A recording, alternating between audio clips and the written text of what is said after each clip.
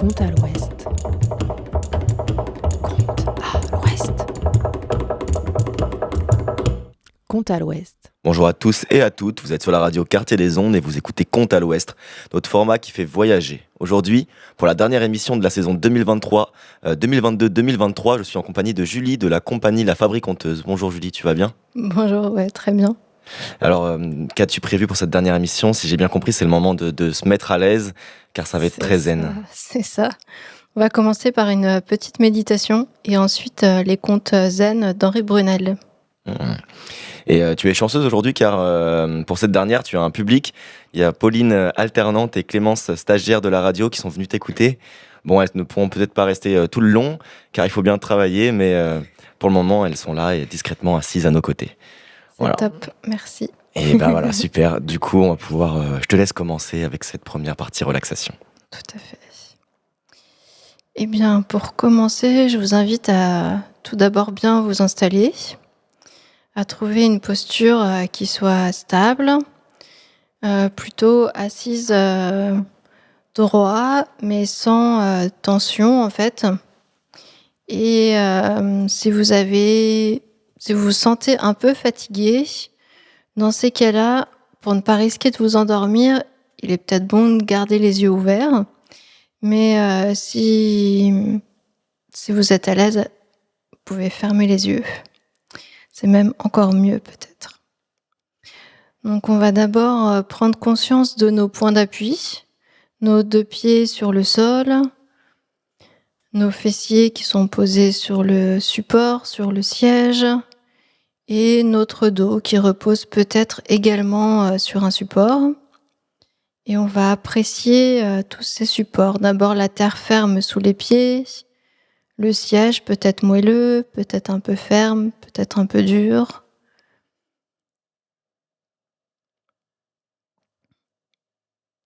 Et on peut porter notre attention sur les sensations en fait qui sont peut-être qu'on peut ressentir peut-être dans les pieds, peut-être dans nos genoux, dans nos cuisses. On peut peut-être sentir le tissu sur la peau. On peut peut-être sentir nos pieds dans les chaussures. Et surtout, on ne cherche pas à faire naître des sensations.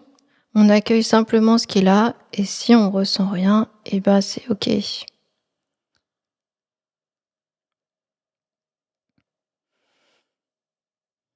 Et maintenant, je vais vous inviter à porter votre attention sur le haut du corps et notamment sur votre respiration. Sentir l'inspire, l'expire.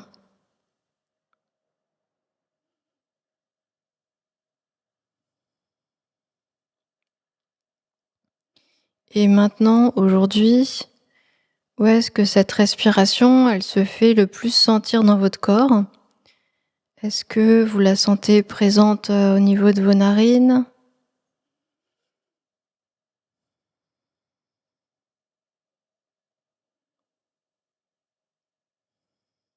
Est-ce que c'est au niveau peut-être du thorax qui monte et qui descend ?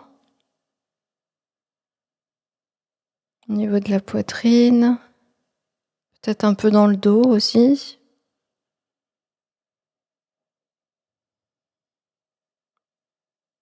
Ou alors peut-être au niveau du ventre qui se gonfle et se dégonfle comme un ballon de baudruche.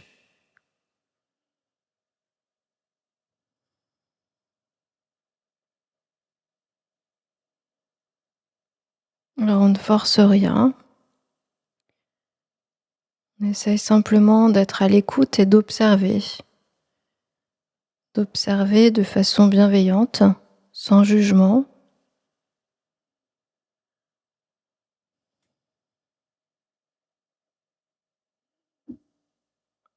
Attentif au corps, attentif à la respiration.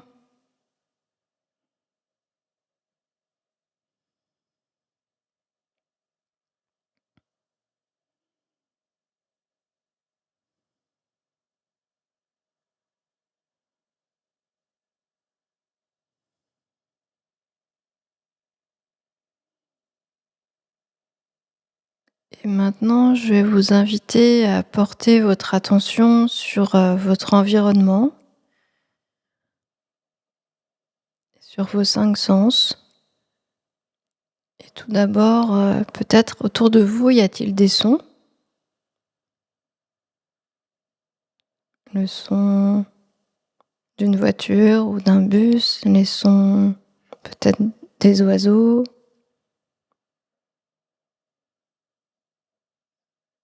peut-être des sons plus lointains,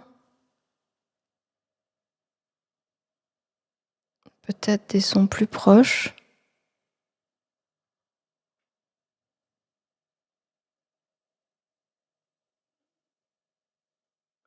Et là encore, on observe. Notre mental peut avoir tendance à se raconter des histoires. Il y a des sons qu'il aime et des sons qu'il aime moins. Et là, on essaye simplement d'être attentif sans que notre mental s'échappe. Si jamais notre mental part, eh bien, on peut simplement le ramener, se féliciter d'en avoir pris conscience et le ramener ici et maintenant, le ramener au souffle et le ramener au son.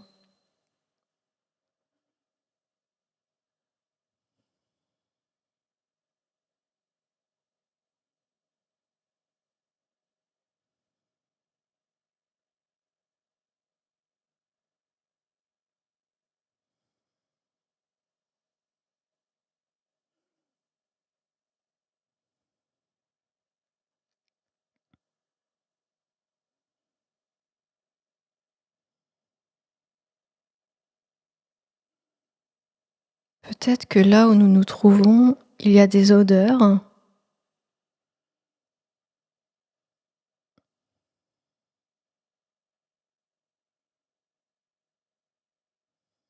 Juste porter notre attention.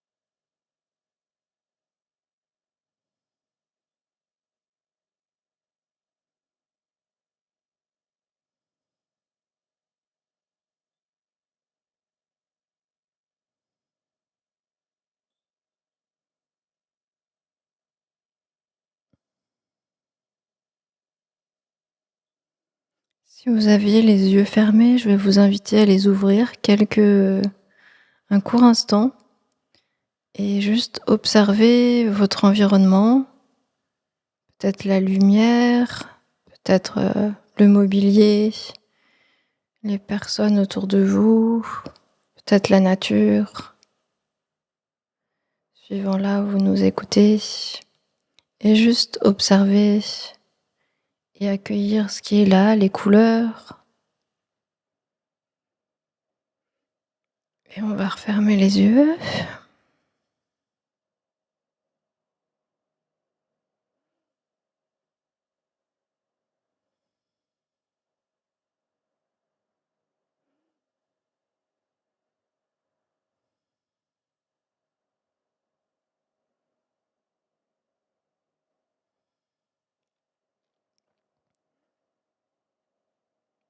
Être attentif à notre corps, à notre respiration, à ce qui se passe autour de nous, à travers nos sens, et aussi ce qui se passe en nous.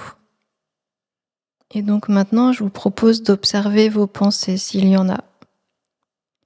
Et quand il y en a une qui est trop inconfortable ou qui prend trop de place, vous pouvez revenir simplement à votre respiration.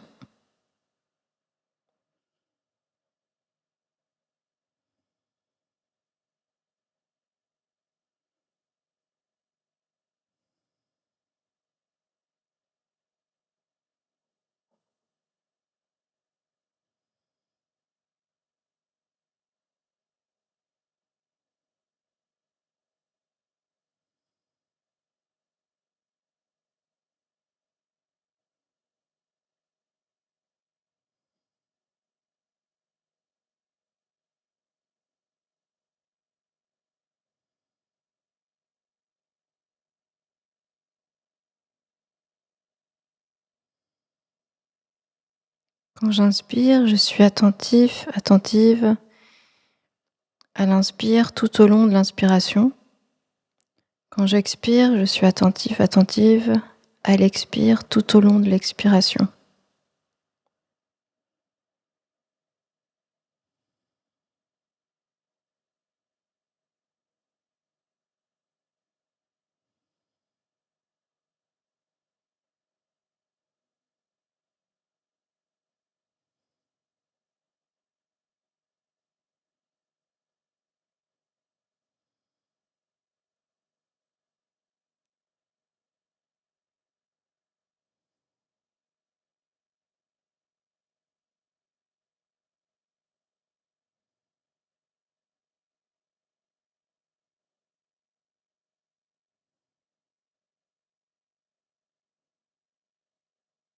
La respiration, elle est comme un ancrage, elle nous permet de revenir ici et maintenant.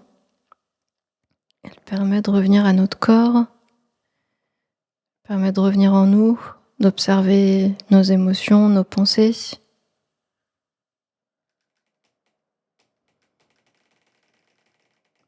Et elle est toujours présente. On n'a pas toujours conscience, mais elle est toujours là. Et tant qu'elle est là, eh bien, il y a de la vie.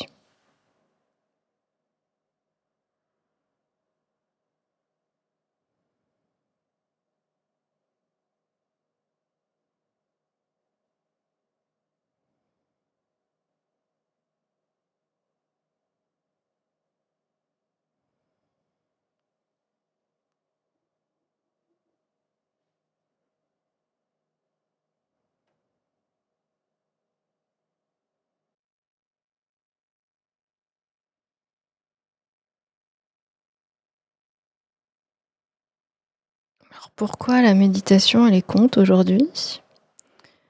Pas seulement parce que je vais raconter des contes zen d'Henri Brunel, mais parce que le conte nous emmène quelque part en voyage et le conteur crée des images à travers ce qu'il raconte. Et pour ça, en fait, on passe par les 5 sens, on donne à voir, on donne à sentir, on donne à goûter. Et donc je trouve que la méditation et les contes, ça va bien ensemble.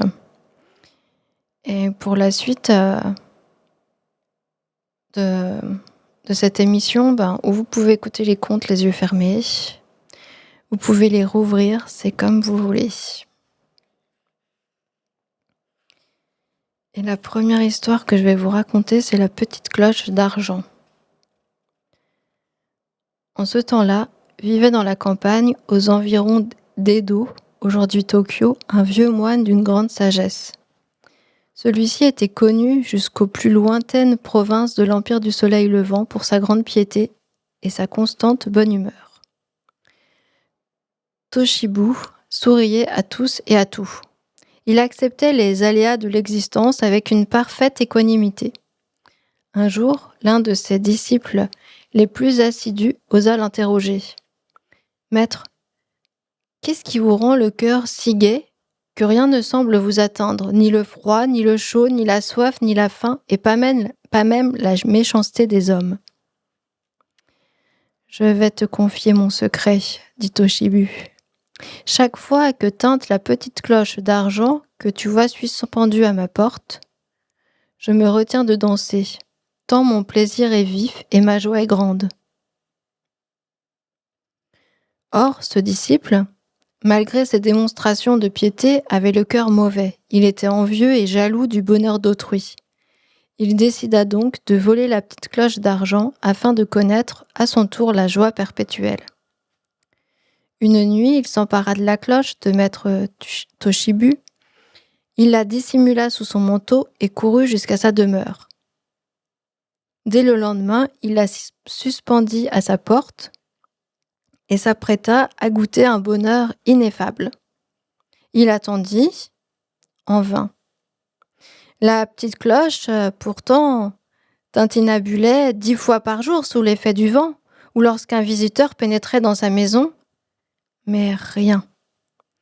Rien ne se produisait et le disciple ne ressentait aucune joie. Ce tintement qu'il guettait sans cesse finissait même par l'excéder. Il croyait l'entendre la nuit. Il en perdait le goût de manger, du boire, et devenait irritable. Tant et si bien qu'il résolut de se jeter aux pieds de son maître, d'implorer son pardon et de lui rendre la petite cloche d'argent. Un matin, il apporta la petite cloche à Toshibu et se répandit en larmes de repentir. Le maître remit calmement la petite cloche au-dessus de la porte d'entrée et accorda son pardon. Quand le disciple fut certain d'être entré en grâce, il interrogea Toshibu. « Maître, je voudrais bien comprendre pourquoi cette petite cloche qui vous procure un tel bonheur que vous vous retenez de danser et que rien ne trouble votre joie fut pour moi une source de chagrin. » Le cyprès dans la cour, dit Toshibu. Il faisait ainsi allusion à l'anecdote célèbre que connaissent tous les disciples du zen. Qu'est-ce que le zen ? Demande l'élève. Le cyprès dans la cour, répond le maître. Le zen, en effet, est le cyprès dans la cour, et aussi le bâton du mendiant. Il est l'écuelle et le bol de riz, ou la petite cloche d'argent. Le zen est tout cela, et il n'est pas cela. Il est ici et là, et il n'est ni ici ni là. Le zen est une évidence toute simple, immédiate, et il est un mystère impénétrable.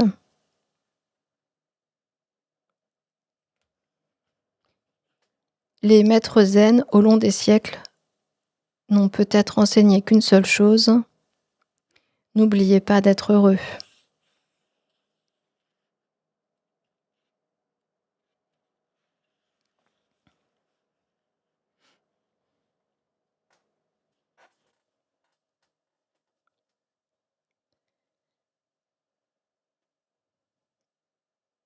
Je propose qu'on prenne quelques respirations, qu'on prenne le temps de sentir à nouveau nos 2 pieds sur le sol, sentir notre colonne vertébrale qui est bien posée sur notre bassin, peut-être détendre un peu nos épaules. Pour ça, on peut faire des petits cercles avec les épaules. On peut les faire monter, hop, les relâcher d'un coup. On peut prendre une grande inspiration, monter nos épaules, serrer nos poings et on relâche tout. Encore une fois. On monte les épaules le plus haut possible, comme s'ils allaient se décrocher du reste du corps. On inspire, on retient l'inspiration et on expire.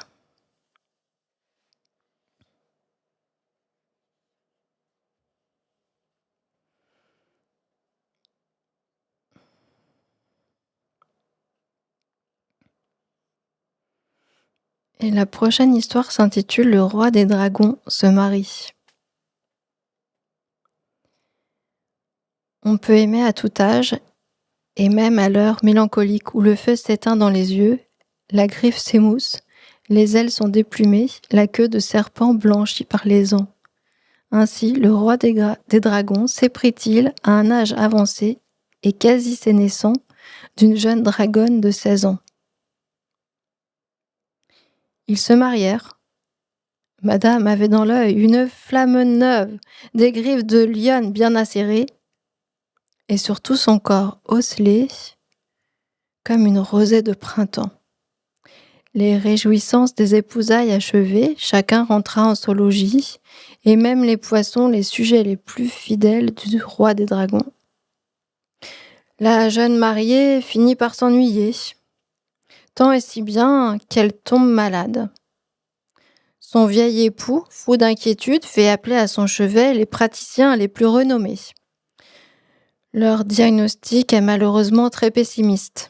La maladie doit suivre son cours inexorable et la reine mourra à moins que l'on accède à un désir secret qui la ronge. Le roi des dragons supplie sa femme. « Bien, chère épouse, perle de mes yeux, chant de mon cœur, dites-moi ce que vous désirez et quoi que ce soit, je jure solennellement de vous l'accorder. » Après beaucoup de pleurs et force refus, la jeune reine dévoile son secret. J'ai envie, dit-elle entre deux sanglots, du foie d'un singe vivant. Je sens qu'après l'avoir consommé, je retrouverai la santé. Le foie d'un singe vivant, s'écria son époux. Ma douce amie, mais vous n'y pensez pas. Je n'ai aucune autorité sur le peuple de la forêt. Et une guerre en ce moment. Ah, Seigneur, se lamente la jeune mariée, vous ne m'aimez donc pas? Vous refusez de m'accorder la première faveur que je vous demande?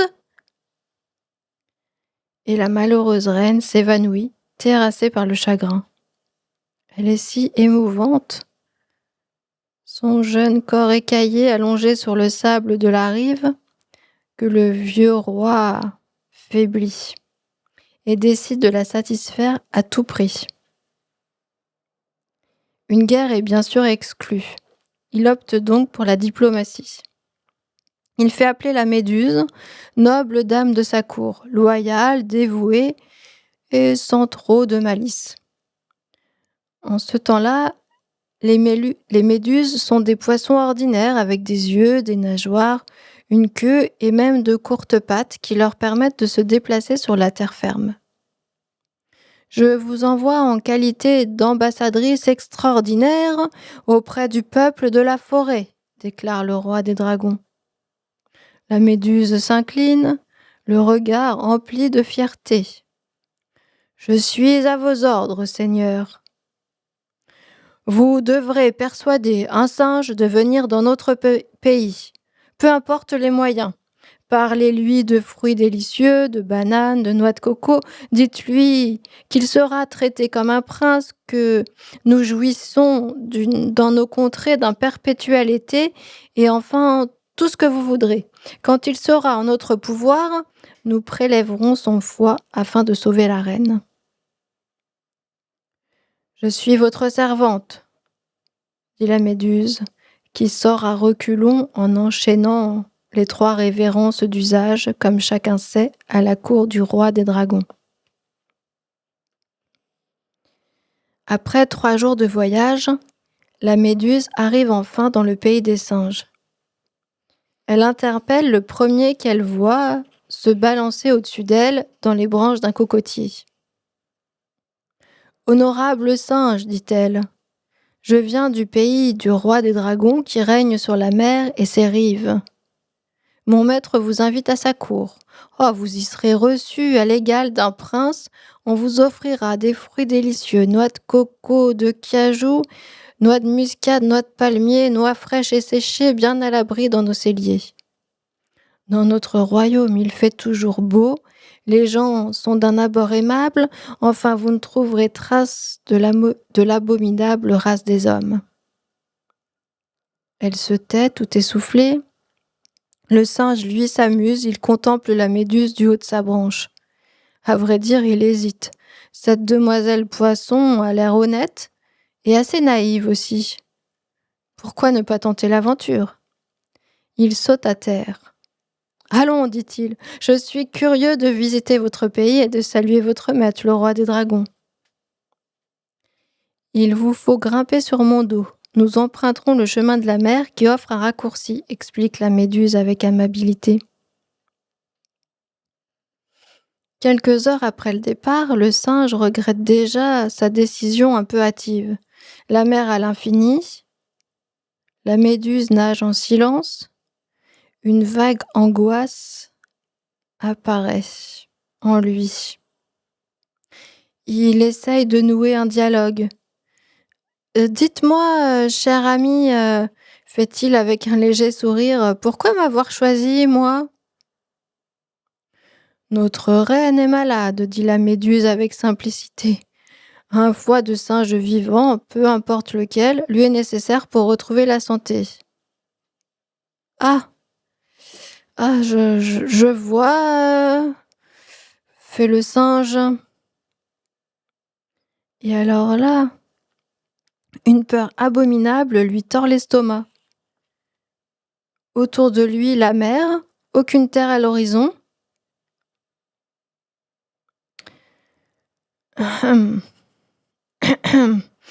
Il doit user d'un stratagème pour sauver sa vie. Je vois, répète-t-il, et il ajoute alors: Je suis honoré de contribuer modestement à la guérison de votre reine. La Méduse approuve ces paroles et lui dit: Ah, le roi sera vraiment content de nous. Une heure s'écoule en silence. La Méduse nage, le singe médite. Soudain, il s'exclame: Mais j'y pense! Ce matin, juste avant votre arrivée, j'ai suspendu mon foie à une branche de châtaignier. J'avais l'intention de jouer avec les noix de coco et le foie est une chose précieuse. Je l'avais donc mis à l'abri. Quel contretemps! Je suis absolument désolée, mais la Méduse s'arrête en plein milieu de l'océan et demande: Mais qu'allons-nous faire? Mon maître ne me pardonnera pas de me présenter à la cour avec un singe privé de son foie. Ah, il serait beaucoup plus raisonnable de revenir sur nos pas, conseille le singe. La Méduse acquiesce. Ils font donc le chemin en sens inverse. À peine arrivé, le singe bondit sur la plus haute branche d'un châtaignier. Et il s'écrie: Je ne vois plus mon foie, quel plaisantin me l'aura dérobé, cher ami. Retournez donc auprès de votre maître, quand vous reviendrez, je l'aurai certainement récupéré. Et il disparaît dans la forêt, en faisant de la main un salut désinvolte et guilleret. Quand la pauvre Méduse se présente devant le roi des dragons, celui-ci devient rouge de colère. « Vous n'êtes qu'une sotte !» hurle-t-il, et il appelle ses gens afin qu'ils la battent comme chair à pâté. Les serviteurs obéissent si bien qu'aujourd'hui, la Méduse n'a plus dans tout le corps un seul os qui soit entier. Elle est une chose gélatineuse pourvue de filaments urticants qui infligent de désagréables brûlures. Je crois qu'elle exprime de la sorte son aversion pour la race des singes. On dit même qu'elle garde rancune à l'espèce mammifère tout entière. Quant à la reine des dragons, elle n'obtient pas le foie qu'elle réclamait. Mais très vite, elle cesse d'y penser et guérit très bien sans cela.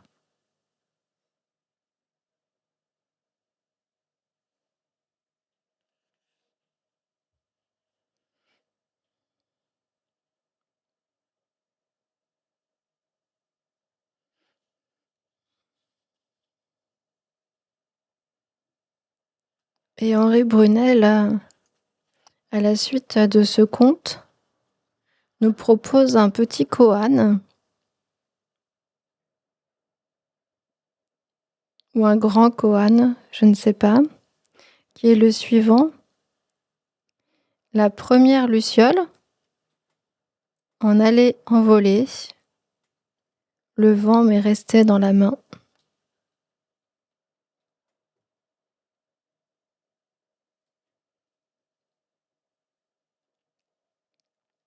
Alors qu'est-ce qu'un koan? Eh bien, le koan est l'une des voies du zen. Il s'agit d'un exercice mental qui a pour but de nous faire un peu abandonner nos façons habituelles de penser, pour nous familiariser à une autre approche du réel et peut-être porter un autre regard sur le réel. En place de comparaison, de raisonnement, de logique, là, le koan nous invite souvent à la gratuité, à l'incongruité, parfois même à l'absurdité pour nous déstabiliser et entrer plus au cœur des choses. Alors, je peux vous donner quelques exemples de koans assez célèbres. Alors, on a parlé du cyprès tout à l'heure dans la cour, mais il y en a d'autres Et j'en ai sélectionné 2 pour vous. Le premier, c'est: quel était votre visage avant la naissance de vos parents?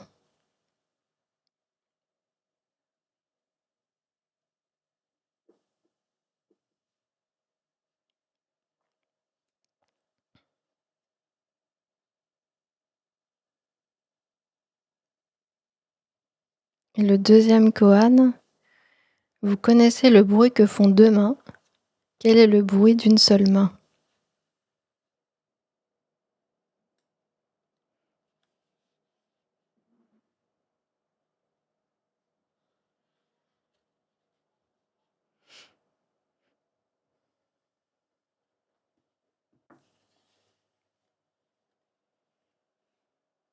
Alors je vous invite une nouvelle fois à revenir à votre respiration avant, la lecture, du dernier conte. À revenir dans vos 2 pieds, à porter votre attention également sur le sommet de votre crâne. Et entre nos 2 pieds et le sommet de notre crâne, on a tout notre corps qui est là. Et nos 2 pieds qui sont bien reliés à la terre, qui sont connectés à l'énergie de la terre. Et le sommet de notre crâne qui est connecté à l'énergie du ciel. Et on est ce trait d'union entre la terre et le ciel.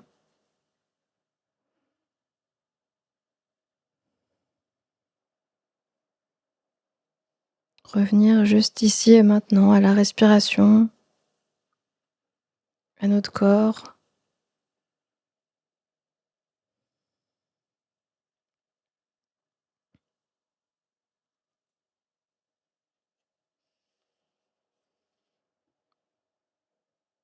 Et le dernier conte que je voulais partager avec vous au cours de cette émission s'intitule Le sou du rossignol.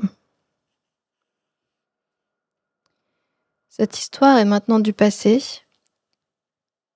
Il était une fois un jeune homme qui vivait avec sa mère dans une pauvre cabane.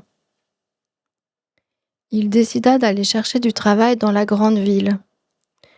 En chemin, alors qu'il gravissait le sommet d'une montagne, il se fait surprendre par la tempête.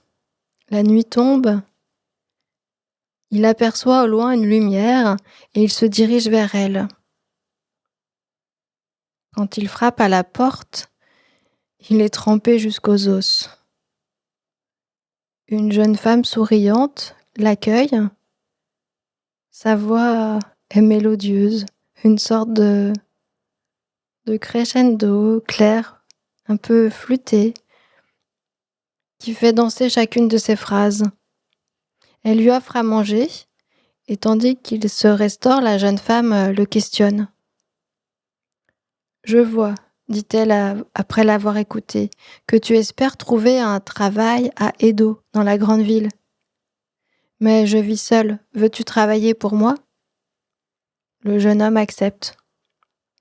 Le garçon coupe le bois, accomplit les tâches journalières, laboure le champ. Il est courageux et honnête, et la femme l'apprécie. Un jour, elle lui dit « Je dois m'absenter quelque temps. Tu sais qu'il y a derrière la maison 3 réserves.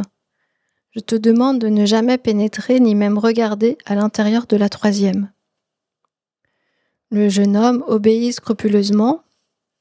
Il n'entre jamais dans la 3e réserve, ni jette même pas un coup d'œil, pas même un regard furtif.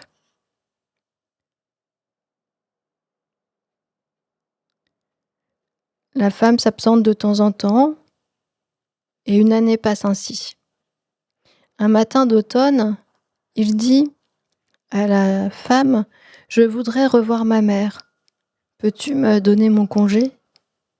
La femme de la montagne lui remet une pièce enveloppée d'un beau papier de soie. « Voici ton salaire, fit-elle. Je pense que tu en seras satisfait. » Le garçon rentre chez lui, il déplie le papier de soie et découvre une pièce de monnaie finement ouvragée. Ne sachant qu'en faire, il va la montrer au chef du village, qui s'écrie « Oh, mais c'est une pièce très rare que l'on appelle le sou du rossignol, parce que ce noble oiseau met 1 millier d'années pour la réaliser.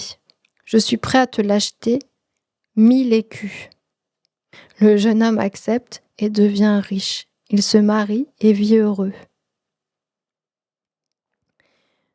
Or, un voisin avait vu ça, ce jeune homme devenir riche, se marier, être autant heureux, et il brûle d'envie de posséder à son tour le sou du rossignol. Il demande au jeune homme comment il se l'était procuré. Celui-ci lui donne volontiers les explications nécessaires. Le voisin part donc pour la montagne et il rencontre la femme qui vit seule.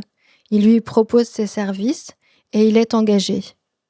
Il travaille avec ardeur, sachant qu'au bout d'1 année, il obtiendra la merveilleuse récompense.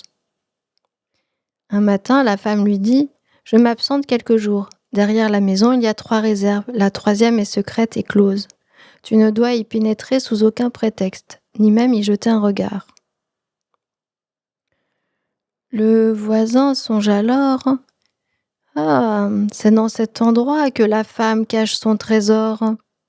Demain, j'irai avec un grand sac, je l'emplirai de pièces merveilleuses et je deviendrai l'homme le plus riche de la terre. »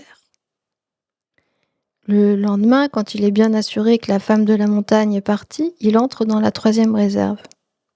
Alors, il voit dans une chambre vide une branche de prunier en fleurs sur laquelle un rossignol chante. Dès qu'il l'aperçoit, l'oiseau s'envole. La maison disparaît à l'instant même et le voisin se retrouve assis sur un tas de broussailles, seul dans la montagne. C'est ainsi que se termine cette histoire-là.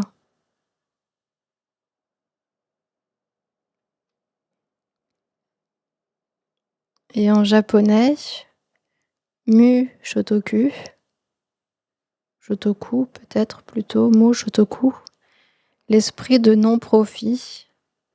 Telle est la voie du zen, dit le maître.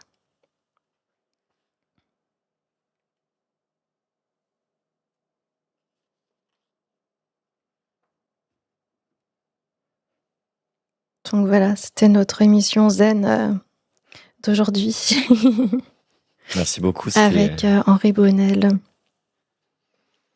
C'était super. Merci. Je pense que nos 2 collègues qui n'ont pas pu écouter le dernier conte m'ont fait des petits pouces en l'air comme cool. ça en partant. Top. Bien, en tout cas, merci beaucoup, Julie. C'était avec plaisir, vraiment. C'était très chouette. Et voilà, que ce soit de ma part d'ailleurs ou de la part de la radio, pour toute l'année que tu as fait, la saison que tu as fait à la radio. Et en espérant aussi qu'on pourra peut-être t'écouter de nouveau en septembre. Ouais, j'espère ça. Trop bien. Et si vous souhaitez réécouter les anciennes émissions, on va aussi mettre en place une rediffusion pour l'été. Donc pour tous les auditeurs, vous pouvez rester attentifs. Ça va commencer là, court juillet. On va faire des rediffusions. Top. Eh bien, je sais pas trop comment clôturer. Moi, d'un coup, je suis très zen. je suis un peu détendu, du coup, je sais plus. Ainsi, c'est ainsi. C'est comme ça que se termine l'émission d'aujourd'hui. Voilà. Et puis, ah oui, gardez en tête l'esprit de non-profit, du coup. À bientôt. À bientôt.